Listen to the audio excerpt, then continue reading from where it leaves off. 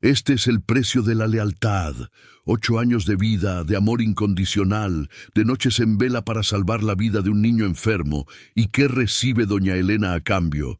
El abandono más cruel, tirada a la calle como un trapo viejo, prohibida de dar un último adiós al único hijo que ella realmente crió. Pero aguas, porque la vida da muchas vueltas y la justicia de Dios nunca falla. Ricardo y Sofía pensaron que habían silenciado a la vieja niñera, pero lo que no sabían es que el amor de una madrecita y el secreto guardado en un baúl antiguo estaban a punto de hacer explotar su codicia. ¿Estás listo para ver lo que la ingratitud cosecha? Porque quien siembra el mal cosecha la desgracia. El aroma a tierra mojada y a tortillas frescas de maíz que flotaba en el aire de la colonia Reforma en Oaxaca fue rasgado de repente por el grito de desesperación y el ruido de una maleta vieja cayendo sobre el asfalto.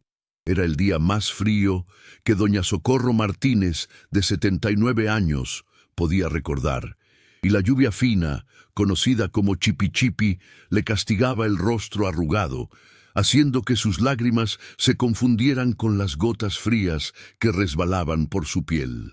En la puerta de una casa moderna de portón negro, donde había dedicado los últimos 5 años de su vida, estaba Elena, la patrona, con los brazos cruzados y una mirada de hielo que no hacía juego con la calidez que se esperaría de una familia de posibles. La escena era brutal en su simpleza. Una mujer mayor, pequeña y frágil, siendo echada bajo la lluvia, sin siquiera un adiós, cargando el peso de una ingratitud que parecía más grande que su pequeña maleta gastada. ¡Ay, Dios mío!, pensaba ella sin saber a dónde ir. La escena, sin embargo, era observada por ojos pequeños y febriles, escondidos detrás de la cortina de encaje blanco de la sala.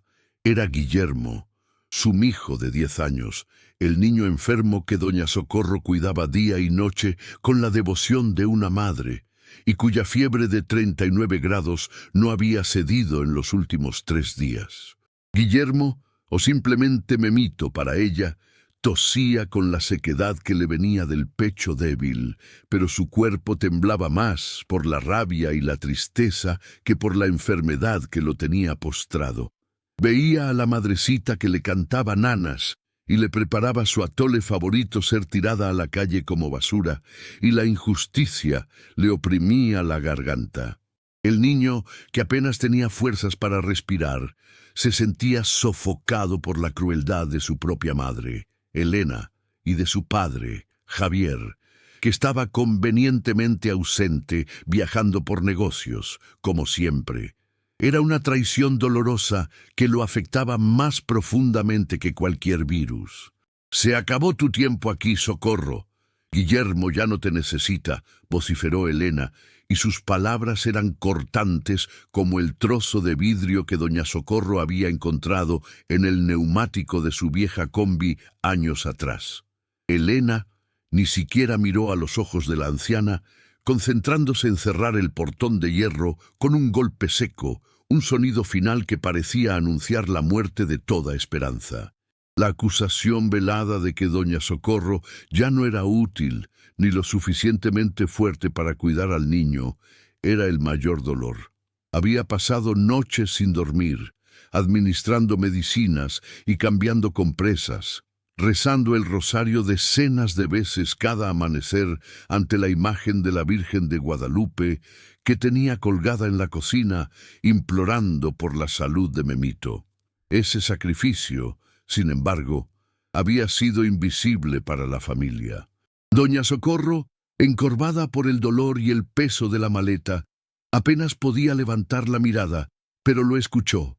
El grito débil de Memito que venía de dentro de la casa, un llamado ahogado, pero desesperado, que decía: «¡Nana! ¡No te vayas!». Ese sonido le partió el corazón en 1000 pedazos, pues sabía que el niño era el único vínculo de afecto verdadero que la ataba a esa casa de paredes frías y lujosas.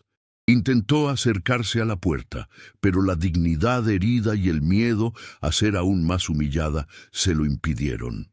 Apretó contra su pecho una medallita de San Judas Tadeo. el santo de las causas desesperadas, y murmuró una plegaria casi inaudible, pidiendo fuerzas para seguir caminando, aunque no tuviera ni idea de hacia dónde. Lo que Elena y Javier no imaginaban era que la fragilidad de Memito escondía una mente aguda y una sensibilidad inusual para su edad.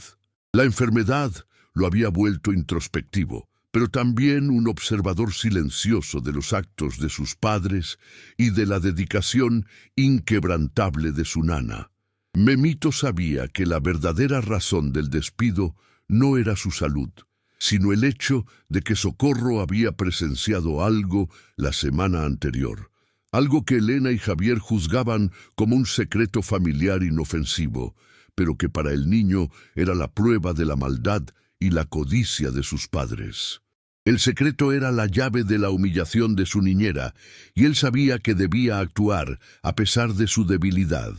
Mientras doña Socorro se alejaba por la calle empinada, bajo la mirada indiferente de los vecinos que preferían fingir no ver la injusticia, Memito hizo un juramento silencioso. Agarró el cuaderno de dibujos que estaba bajo su almohada, donde garabateaba imágenes de superhéroes y luchadores, y decidió que dibujaría la verdad, la única forma que tenía de comunicarse sin que sus padres se dieran cuenta. Necesitaba una manera de mostrar al mundo, y principalmente a su querida Socorro, lo que realmente estaba sucediendo en esa casa y por qué sus padres la habían tratado con tanta crueldad. Era un peso enorme para un niño enfermo, pero la fuerza de la gratitud era mayor que la fiebre. La anciana llegó a la plaza central, el Zócalo de Oaxaca, sentándose en un banco húmedo, abrazada a su maleta, que contenía todas sus pertenencias, 2 blusas bordadas, el rosario y una foto antigua de su difunto esposo.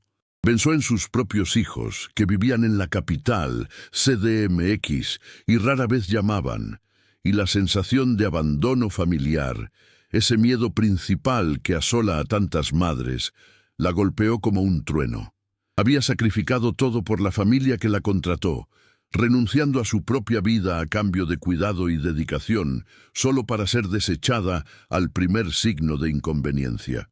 Ese momento era la representación física de todos sus miedos, haciéndose realidad.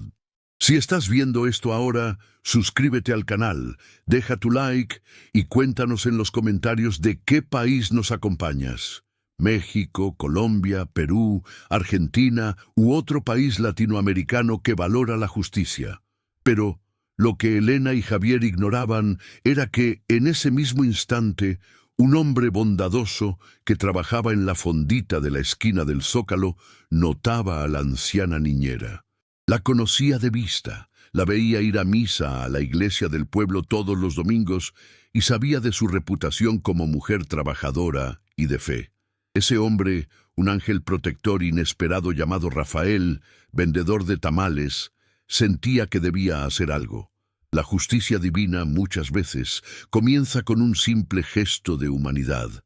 La historia de doña Socorro, la humillada, apenas estaba comenzando a desarrollarse, y el secreto de Memito estaba a punto de salir a la luz de una manera que nadie esperaba.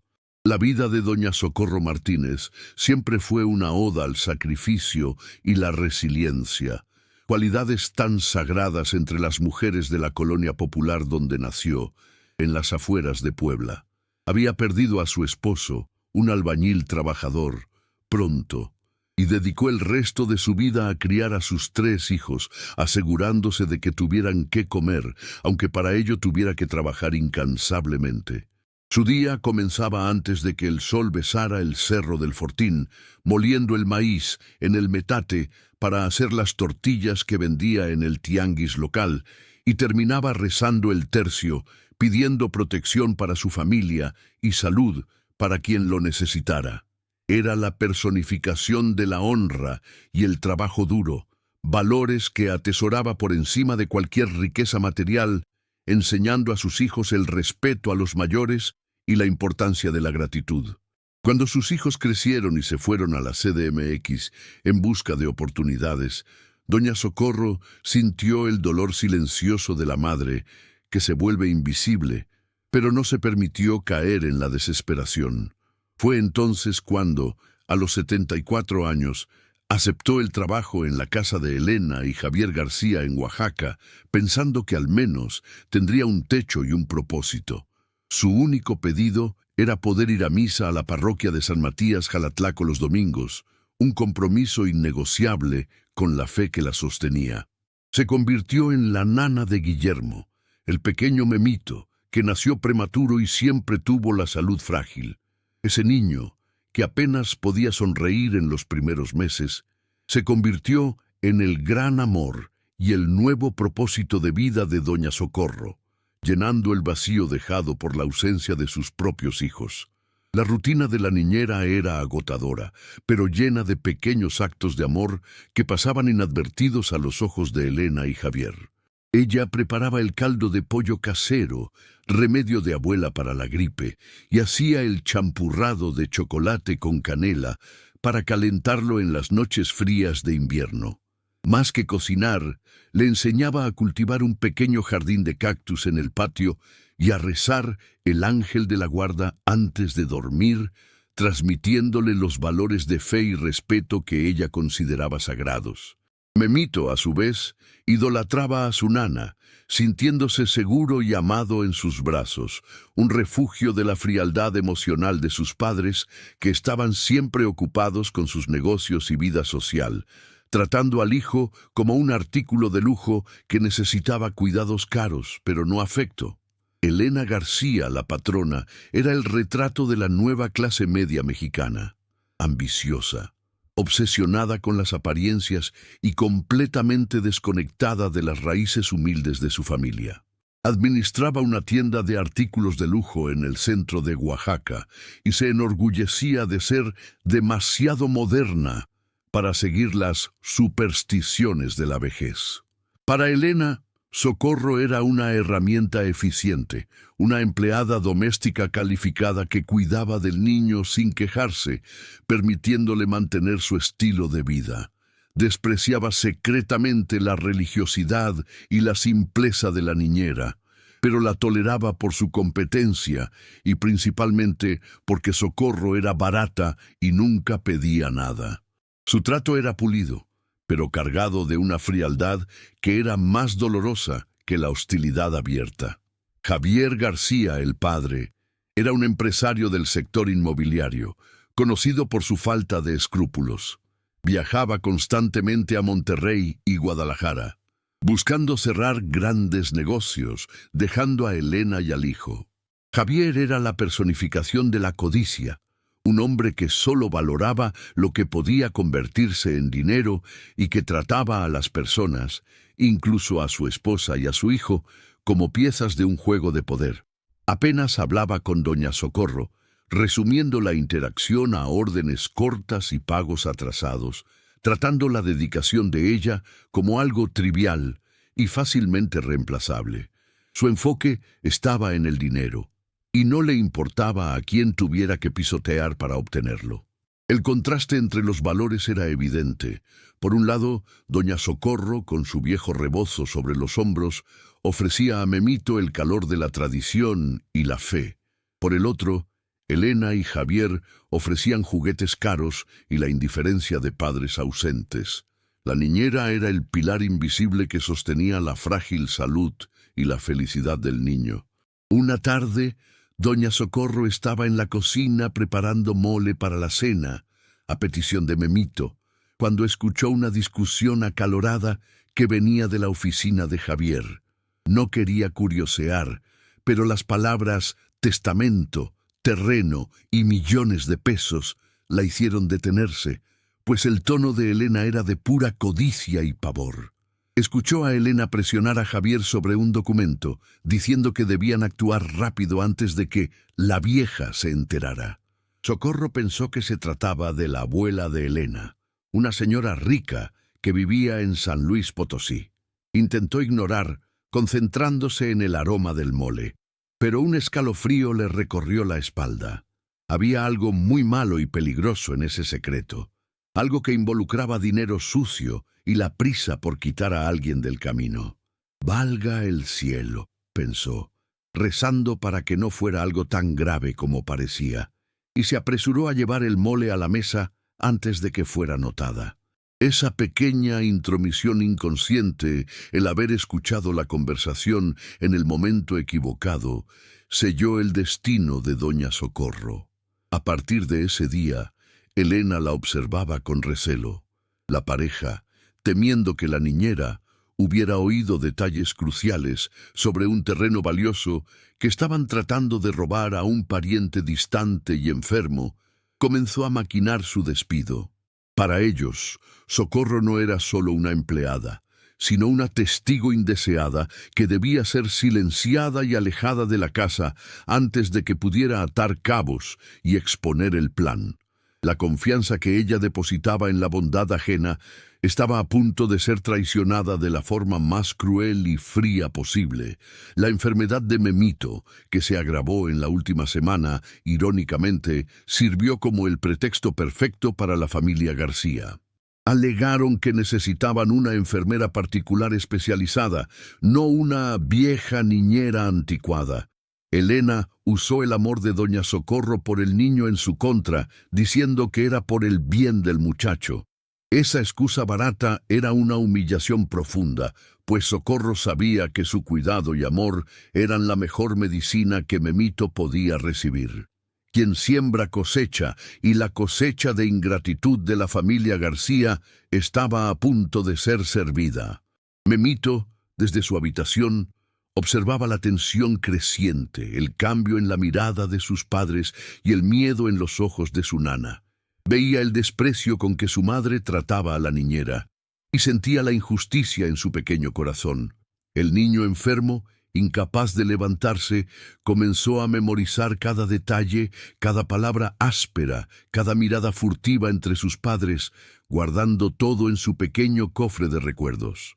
Su incapacidad física lo transformó en un detective silencioso, un guardián involuntario de la verdad que estaba a punto de explotar. El sacrificio de doña Socorro sería recompensado con el abandono, el miedo principal de su público. Había cambiado su comodidad por dedicación, su salud por noches en vela, y a cambio recibió la puerta en la cara bajo la lluvia fría de Oaxaca. Pero la ley del retorno, esa en la que doña Socorro siempre creyó, estaba siendo observada desde arriba por un pequeño par de ojos azules de un niño que estaba decidido a protegerla, sin importar el costo que eso le trajera. Ese abandono, tan doloroso y revoltante, era el primer paso para un giro inesperado que estaba siendo dibujado, literalmente, en la habitación de al lado. La lealtad de Memito era el único rayo de sol en la oscuridad que cubría la vida de doña Socorro. Él sabía que debía encontrar una forma de salir de su prisión particular y alertar al mundo. El destino de la anciana y la justicia de Dios estaban ahora en manos de un niño febril, con la única arma de un lápiz de cera y un cuaderno de dibujo. La fe de Socorro en la bondad humana, aunque tambaleante, sería restaurada por el amor puro de su mijo postizo.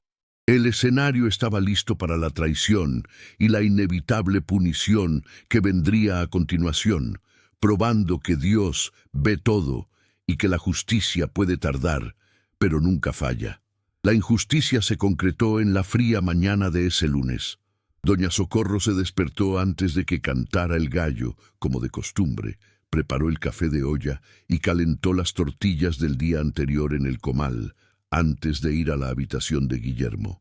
Encontró al niño pálido, con la respiración pesada, pero aún sonriendo débilmente.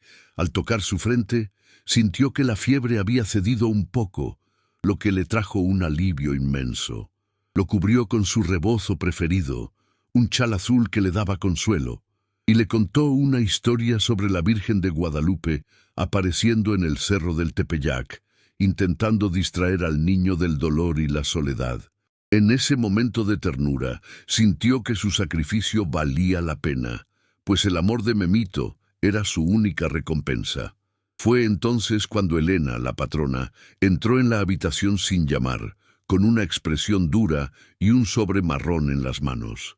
Ni siquiera preguntó por el estado de salud de su hijo, centrando su atención en Socorro con una frialdad calculada.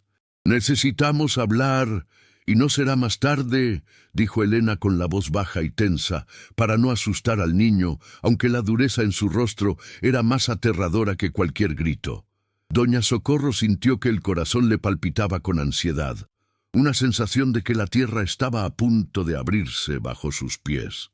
Sabía que la conversación no sería sobre un aumento o un elogio, sino sobre el secreto que ella había escuchado. Elena la condujo a la sala, ignorando la mirada inquisitiva de Memito, que intentaba entender lo que estaba sucediendo. Sin rodeos, la patrona entregó el sobre a la anciana, que apenas pudo sostenerlo con las manos temblorosas. «Aquí están tus pagos atrasados y la liquidación. Tu trabajo termina hoy.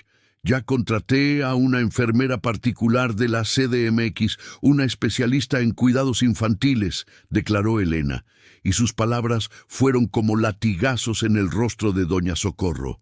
La anciana intentó argumentar, señalando su dedicación, mencionando las noches sin dormir y el cariño incondicional que tenía por Guillermo. «Por el amor de Dios, Socorro, lo amo como a un hijo. Tu amor no paga las cuentas, Socorro. Además, estás muy vieja y eres muy lenta.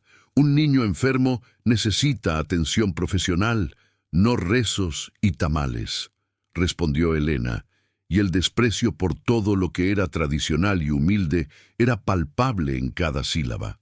La anciana se sintió humillada, no solo como trabajadora, sino como madre, como mujer de fe y como abuela. La referencia despectiva a sus rezos y a la comida típica golpeó de lleno sus valores más sagrados.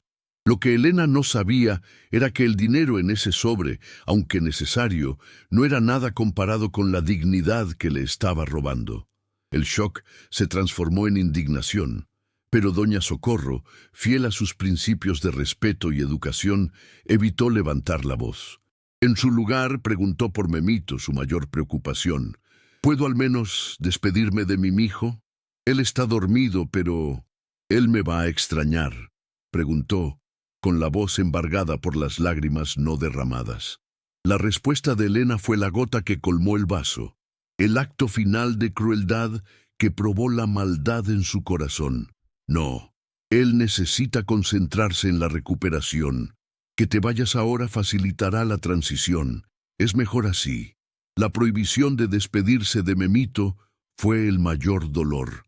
En ese momento, doña Socorro percibió que la expulsión no era solo por ser una testigo indeseada del secreto del terreno, sino un acto de venganza contra la única persona que daba afecto genuino al niño.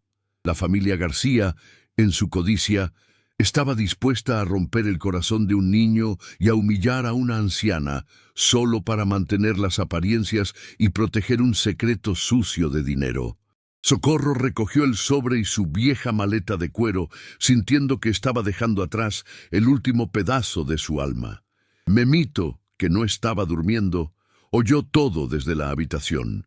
El sonido ahogado de las voces, la prohibición de su madre, el dolor en la voz de su nana. Se levantó de la cama tambaleándose, apoyándose en las paredes frías del pasillo, determinado a ver a doña Socorro por última vez. Pero, al llegar a la puerta de la sala, vio a Elena empujar a la niñera hacia afuera y cerrar el portón de hierro con ese golpe seco y definitivo.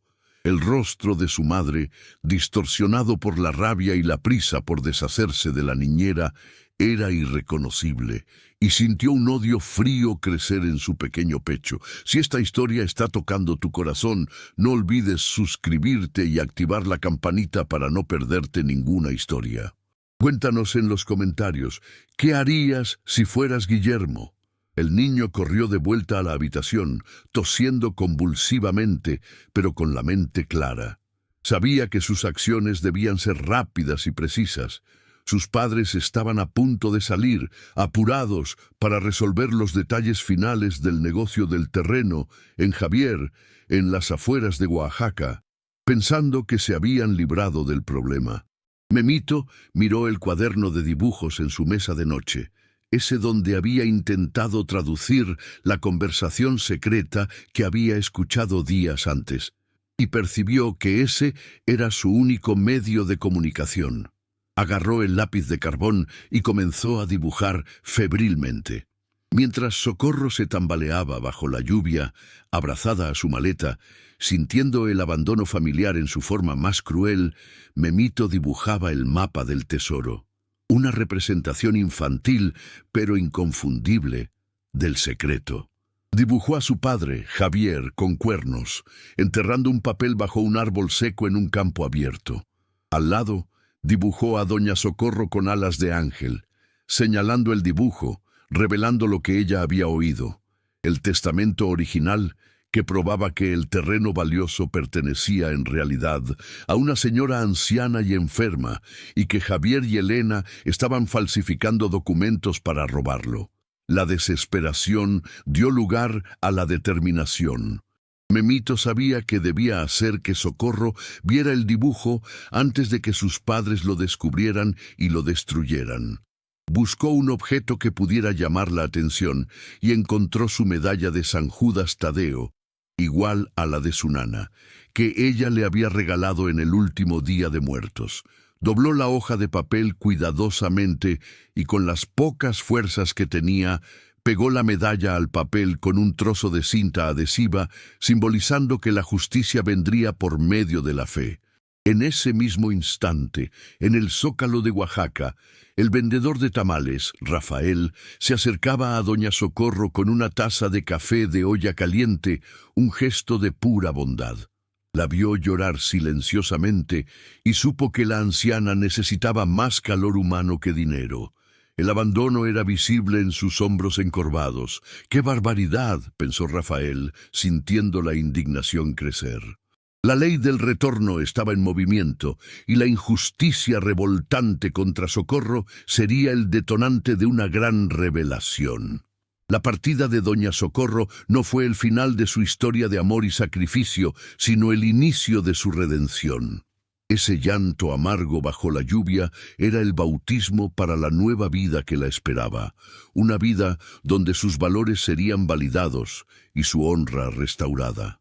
Mientras bebía el café de Rafael, intentando recuperar las fuerzas, la verdad, dibujada por un pequeño héroe febril en una habitación en Oaxaca, estaba en camino, lista para traer la justicia divina que tanto merecía. El calor suave del café de olla de Rafael, el vendedor de tamales, no era suficiente para calentar el corazón helado de doña Socorro. Sentada en el banco húmedo del zócalo de Oaxaca, miraba el movimiento de la plaza central. Los niños jugando, los boleros, limpiabotas, trabajando, el ritmo normal de la vida que parecía ridículo ante la magnitud de su dolor. La humillación de ser expulsada sin siquiera un adiós a Guillermo era un peso insoportable. Había dedicado su vejez a ese mijo y ahora estaba sola, invisible, con la sensación de haber fallado no solo como empleada, sino como una figura materna de apoyo. El bondadoso Rafael, viendo la profundidad de su tristeza, se sentó a una distancia respetuosa. Le contó que la veía pasar todos los días, yendo al mercado municipal a comprar ingredientes para su caldo, y que admiraba su dedicación y su fe. Las palabras simples del desconocido eran como un bálsamo, pero no podían curar la herida. Doña Socorro finalmente dejó que las lágrimas resbalaran libremente, un llanto silencioso y convulsivo, la catarsis que tanto tiempo había estado reprimida. Desahogó la ingratitud, el sacrificio no reconocido y el miedo a la soledad en la vejez, el pavor de tantas mujeres de su edad. Les di lo mejor de mí, mijo. Yo rezaba por él todos los días, encendía velas para la Virgen de Guadalupe. Y lo único que recibí fue el desprecio de Elena, murmuró, apretando el sobre con el dinero de la liquidación contra su pecho, como si el papel pudiera quemar sus manos. El dinero, que debería ser un consuelo, solo reforzaba lo desechable que se había vuelto. El valor de su trabajo fue reducido a unas pocas monedas, ignorando el amor y la lealtad que ella había ofrecido gratuitamente. Mientras tanto, de vuelta a la casa fría en la colonia Reforma, Guillermo oía la puerta principal cerrarse de golpe nuevamente. Eran Elena y Javier, apurados para ir a una reunión con abogados en Puebla para finalizar el fraude del terreno. Dieron órdenes rápidas a la nueva enfermera, una mujer joven e impersonal, para que mantuviera a Memito sedado para que no molestara. El contraste con el cuidado cariñoso de doña Socorro era doloroso, y el niño se sentía más solo que nunca, traicionado por la propia familia que debería protegerlo.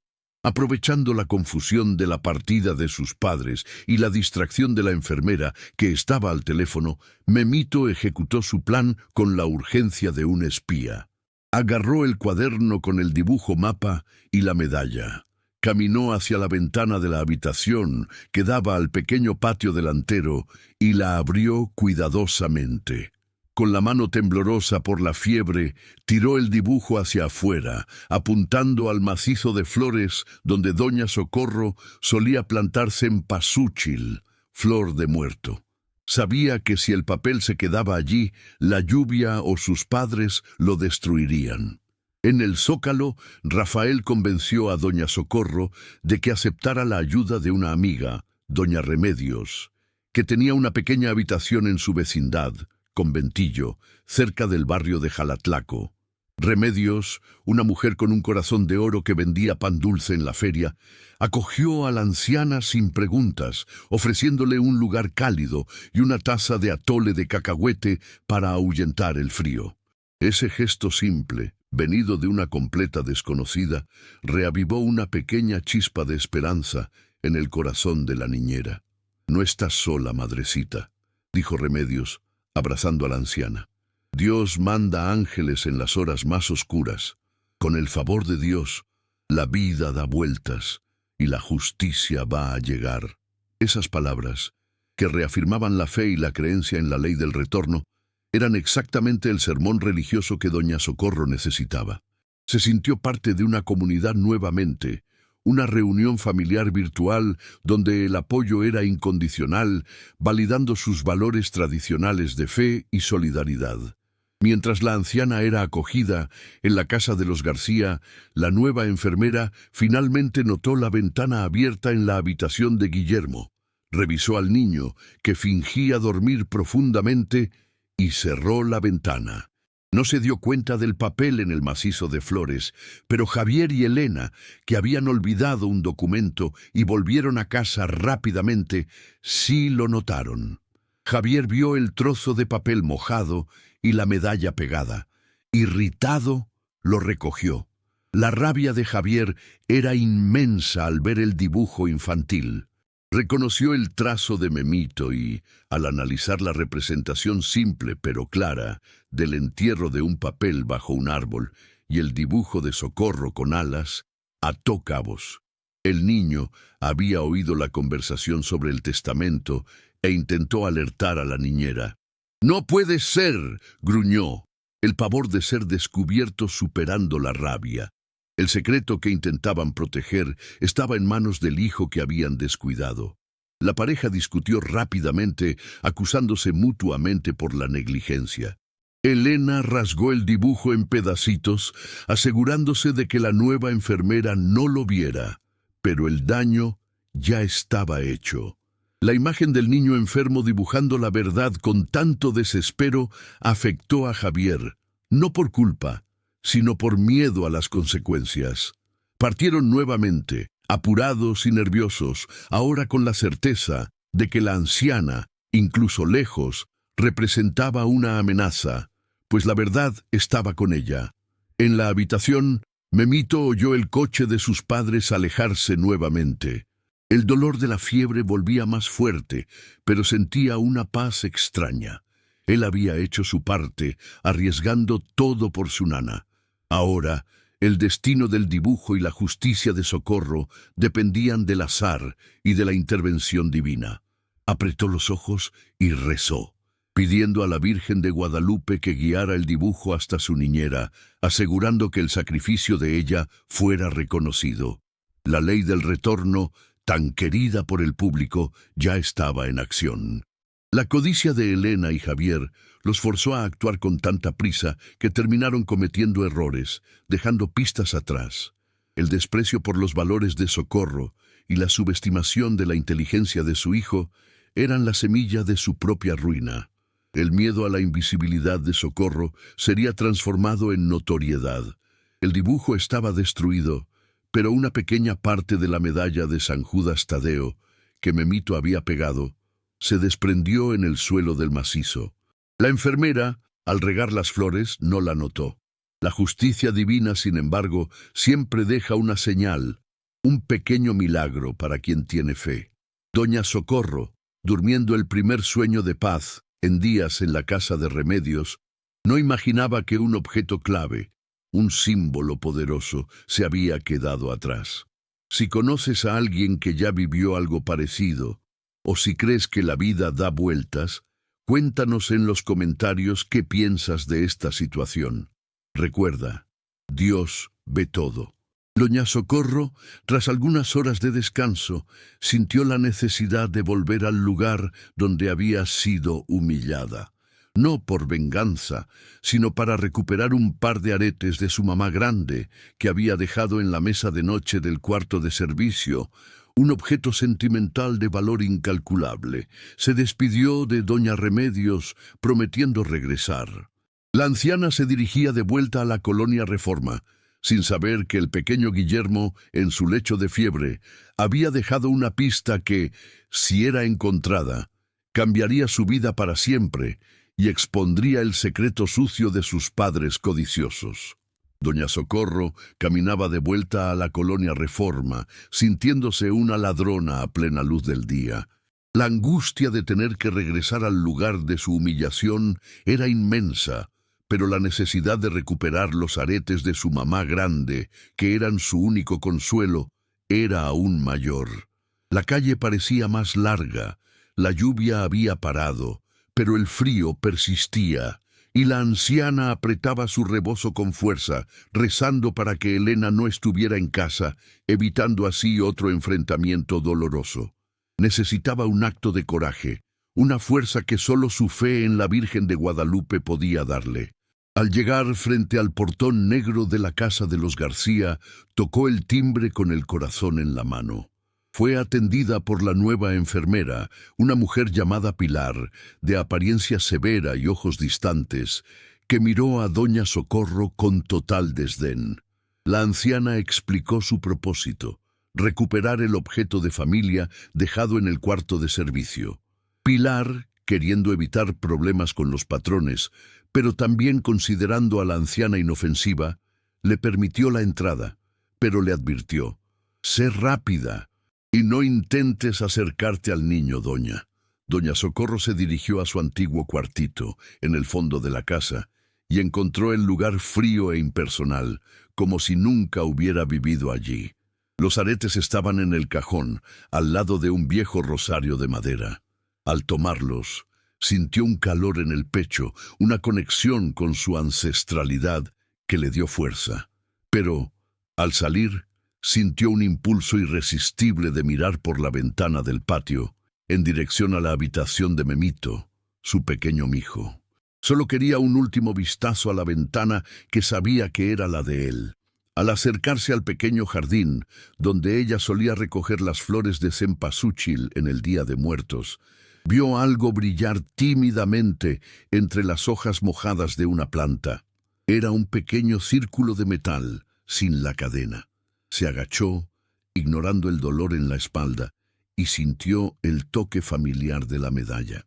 Era la medalla de San Judas Tadeo, el mismo santo de las causas desesperadas que ella le había regalado a Guillermo hace meses. «No puede ser», susurró, con el corazón acelerado. ¿Por qué la medalla de Memito estaría allí, en el suelo, justo al lado de la ventana? El niño nunca se la quitaba del cuello, ni siquiera para dormir. La repentina aparición del símbolo poderoso reavivó una esperanza y al mismo tiempo un pavor. Doña Socorro se dio cuenta de que aquello no era un accidente.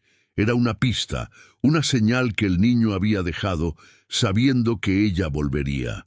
Era el ángel protector, el propio Memito, intentando comunicarse con ella a pesar de la distancia impuesta.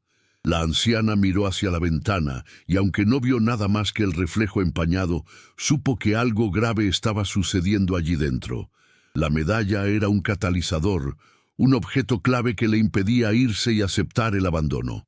Miró a la enfermera Pilar, que estaba distraída en la puerta de la cocina, y supo que debía actuar rápido. La revelación escondida, la verdad sobre la expulsión, estaba ligada a ese pequeño objeto. La fe de Socorro fue reafirmada en ese instante. Dios estaba interviniendo de forma clara en la narrativa. La medalla de San Judas Tadeo era la señal, la pieza que faltaba en el rompecabezas. Recordó la conversación que había escuchado en la oficina sobre el testamento y el terreno, y ató cabos. La expulsión no era sobre la salud de Guillermo, sino sobre el riesgo que ella representaba como testigo. El pequeño mijo le estaba diciendo, de alguna forma, que el peligro era real y que el secreto de sus padres estaba en juego. A partir de ese momento, el miedo a la humillación dio lugar a una determinación feroz. Doña Socorro ya no era solo una anciana abandonada, era una guardiana de la verdad, impulsada por el amor de un niño. Apretó la medalla en su mano, guardó los aretes en el bolsillo y salió de la casa con la dignidad restaurada, lista para la lucha. Tenía una misión: descubrir lo que el pequeño Guillermo había intentado mostrarle, desenmascarar la codicia de la familia García y asegurar que se hiciera justicia. El escenario estaba montado para el gran giro inesperado. De vuelta a la casa humilde de doña Remedios en el barrio de Jalatlaco, doña Socorro limpió la medalla de San Judas Tadeo y la colgó en su propio rosario. Sabía que la medalla era un código y que Guillermo se había arriesgado para dejarla. Sentada en la mesa simple, tomando un pozole que Remedios había preparado, comenzó a repasar mentalmente la conversación que había oído entre Elena y Javier días antes, buscando la llave del enigma. Las palabras testamento, terreno y vieja volvían incesantemente y recordaba un nombre: tía Amparo, una pariente rica y anciana de la familia que vivía recluida en San Luis Potosí. El giro inesperado estaba en la información que Socorro poseía. Había oído a Elena mencionar que el testamento original, que daba los terrenos valiosos en Oaxaca a Amparo y no a Javier, estaba escondido en algún lugar antes de ser destruido, para que pudieran falsificar uno nuevo. Pero lo que ellos no sabían era que Guillermo había presenciado el lugar donde el padre había escondido el documento por un breve momento antes de intentar destruirlo. El dibujo de Memito, que Javier pensó haber destruido, era la representación de ese escondite, y la medalla era la invitación desesperada del niño para que ella investigara. La anciana tomó el sobre con el dinero de la liquidación, decidida a no usarlo para sí, sino para buscar la justicia. Necesitaba ir a San Luis Potosí para encontrar a la tía Amparo, la verdadera dueña del terreno, antes de que Javier y Elena concretaran el fraude. Compartió su plan con doña Remedios y Rafael, el vendedor de tamales, que se convirtió en su cómplice en la justicia. Ambos, movidos por la indignación contra la crueldad de los ricos y por la fe en la honestidad de Socorro, prometieron ayudarla. La solidaridad de la comunidad humilde era el motor de la redención. El obstáculo inmediato era el viaje. San Luis Potosí quedaba a horas de autobús, camión de Oaxaca. Rafael, el ángel protector, ofreció el dinero que había ahorrado para comprar una nueva combi, diciendo: «La justicia de Dios no puede esperar, madrecita. Vaya, y que la Virgen de Guadalupe la acompañe». La generosidad del desconocido reafirmó la creencia de Socorro en la bondad humana. Compró un pasaje de autobús y al día siguiente partió en una jornada épica de justicia y fe, llevando consigo el rosario y la medalla de Memito. Durante el largo viaje, doña Socorro rezaba incesantemente, pidiendo que Dios protegiera al pequeño Guillermo. Se preparaba para confrontar la verdad, sintiendo que estaba finalmente honrando su sacrificio, no por sus propios hijos ingratos, sino por ese mijo postizo que le había dado un propósito. La injusticia clara y revoltante estaba siendo combatida con la fe y la determinación, probando que la edad no quita la fuerza del espíritu. Al llegar a San Luis Potosí, a la casa de Amparo, encontró a una anciana de casi 90 años, enferma y solitaria, viviendo bajo el cuidado de una empleada distraída, exactamente como Elena había planeado. Doña Socorro se presentó como amiga de Guillermo, el nieto de Elena. Compartió sus sospechas, la conversación que había oído y el miedo de que la pareja García estuviera manipulando el testamento de Amparo para robar los terrenos en Oaxaca, que valían millones. Tía Amparo, una mujer débil pero de memoria intacta, confirmó el miedo. Reveló a Socorro que había firmado un documento que Javier le había hecho creer que era un poder, pero que, en realidad, era la cesión de sus derechos. Lloró, lamentando la traición de su familia. Doña Socorro logró, entonces, convencer a Amparo de que llamara a un abogado honesto, conocido de la familia, y le pidiera que fuera inmediatamente a la casa en Oaxaca para investigar el escondite que Memito había dibujado. La escalada de la tensión era palpable. Mientras Socorro resolvía todo con Amparo, Javier y Elena volvían de Puebla tras falsificar la firma final del testamento falso. Estaban eufóricos, sintiéndose victoriosos, sin imaginar que la anciana que habían humillado estaba a kilómetros de distancia, articulando su caída. ¡Qué barbaridad!, pensaban, riéndose de la supuesta ingenuidad de la tía Amparo y de la simpleza de doña Socorro. La arrogancia de la codicia era su mayor error. El abogado, alertado por tía Amparo y guiado por las coordenadas que doña Socorro le transmitió, basadas en la descripción del dibujo mapa de Memito, bajo el árbol seco en el patio, corrió hacia la casa de los García en Oaxaca. Llegó momentos antes que Javier y Elena y logró encontrar la llave de la caja fuerte en la que estaba escondido el testamento original, que Javier había guardado temporalmente antes de destruirlo. El objeto clave estaba a salvo y la verdad a punto de ser revelada. El giro emocional vino con el descubrimiento de la intención de Memito.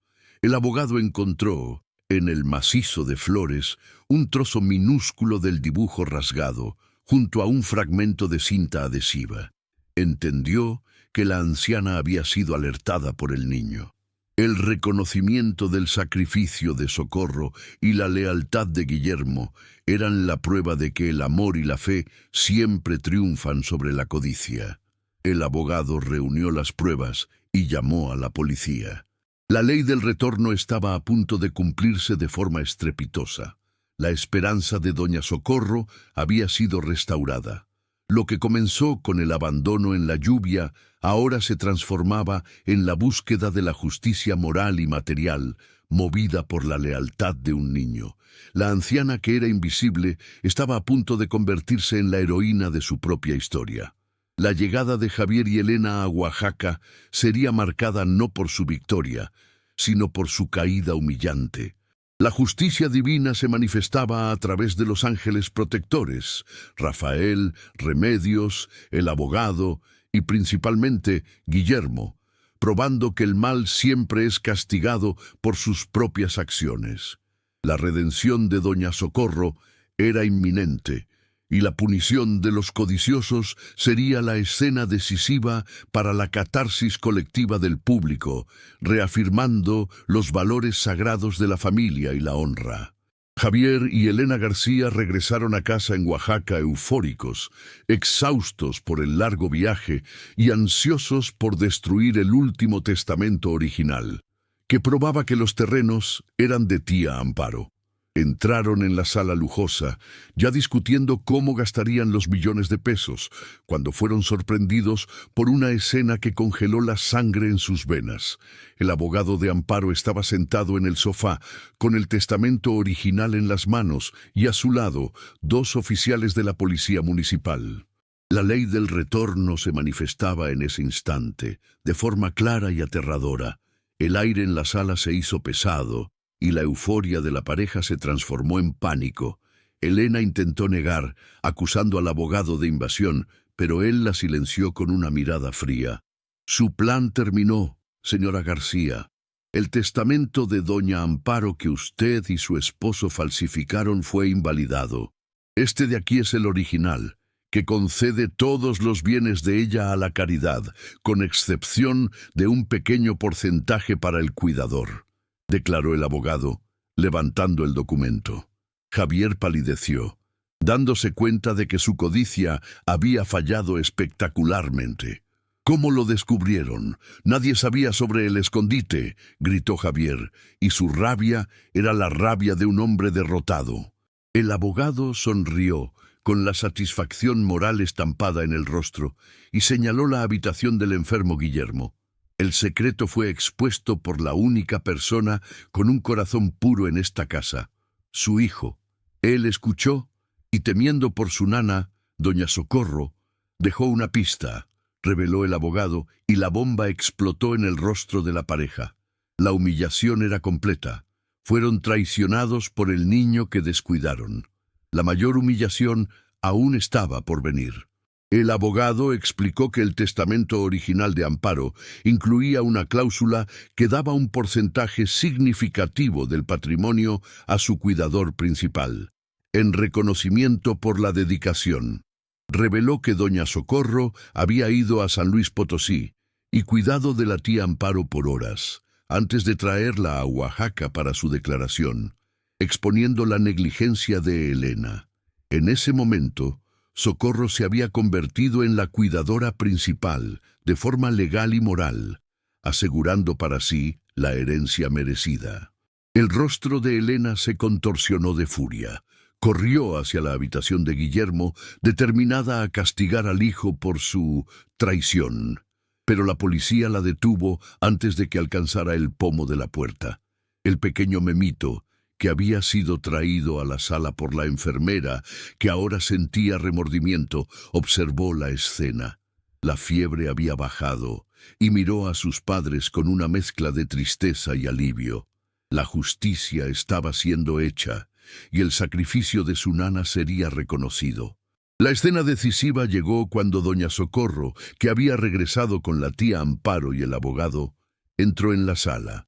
Ya no estaba encorvada y llorosa. Estaba erguida, con la dignidad restaurada y el rosario en las manos. Miró a Elena y Javier, no con odio, sino con la tristeza de la compasión. «Dios ve todo, mijos. Quien siembra cosecha», dijo ella, usando la sabiduría popular que validaba sus valores. Fueron esposados allí mismo, frente al hijo, y llevados por la policía. El público sentía la victoria moral del protagonista. El clímax era la manifestación de la justicia divina. La codicia de la familia García los llevó a robar un testamento, pero esa misma codicia los cegó a la lealtad de su hijo, que expuso el secreto. La anciana, que fue abandonada en la calle sin un centavo, regresaba como la guardiana de la verdad e, irónicamente, como beneficiaria legal de la riqueza que ellos codiciaban. El reconocimiento del sacrificio de doña Socorro era un bálsamo para el público, que veía la validación de sus propios miedos y sacrificios. La catarsis había llegado. El llanto de dolor de doña Socorro bajo la lluvia fue sustituido por lágrimas de alivio y gratitud. Corrió hacia el pequeño Guillermo y lo abrazó, prometiéndole que jamás lo abandonaría. El niño se aferró a ella, y en ese abrazo la esperanza fue restaurada.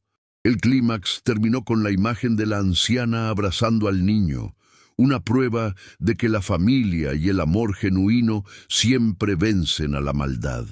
Algunas semanas después, la casa de los García en la colonia Reforma, en Oaxaca, ya no era un lugar de frialdad y codicia, sino un hogar repleto de calor humano. Doña Socorro, ahora próspera gracias a la herencia de tía Amparo y al reconocimiento legal de su papel como cuidadora, usó el dinero no para lujos, sino para garantizar el bienestar de Guillermo y de su nueva comunidad.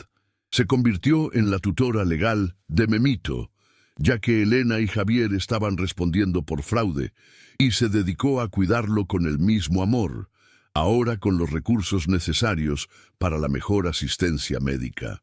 El niño ya no estaba enfermo y sonreía, alimentado por el afecto y la seguridad.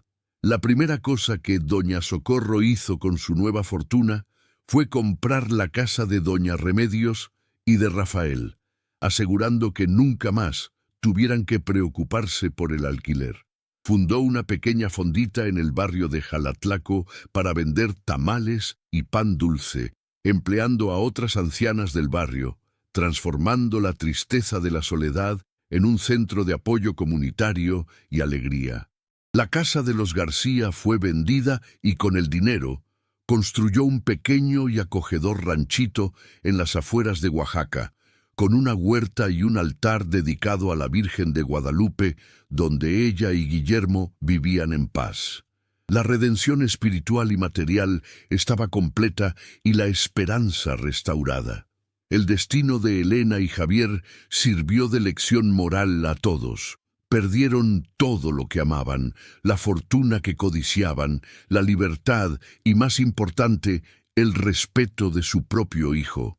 El testamento de tía Amparo, de hecho, fue para la caridad, y la única riqueza que sobró fue el salario que Socorro recibió como cuidadora.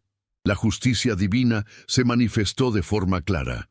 La maldad y la ingratitud fueron castigadas con la pérdida total, mientras que la bondad y la lealtad fueron recompensadas con la paz y la prosperidad merecidas.